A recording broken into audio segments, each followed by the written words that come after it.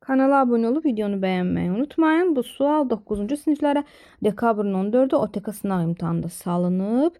Katetləri A və B olan düzbucaqlı üçbucağın hipotenuzu C-dirsə, bu ifadənin qiymətini tapmaq lazımdır.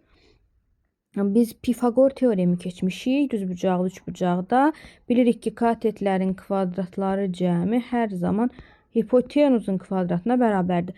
Onda gəlin surəti sadələşdirək. Burada 7a kvadrat üstə gəl 7b kvadrat ifadəsi var.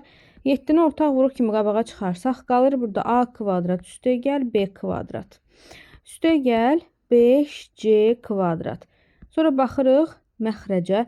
3 ortaq vuruq kimi qarşıya çıxır. Qalır a kvadrat üstə gəl b kvadrat. Bir də çıxılsın c kvadrat.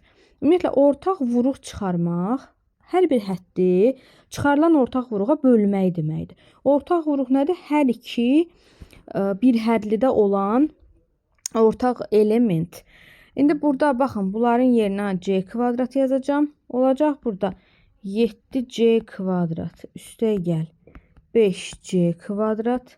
Sonra məxrəcə baxıram. 3c kvadrat çıx c kvadrat.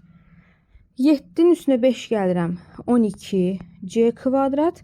Məxrəcdə də olur. 3-dən 1 çıxırsan 2c kvadrat. C kvadratlar getdi. 12-ni bölürsən 2-yə. Düzgün cavab 6 olar.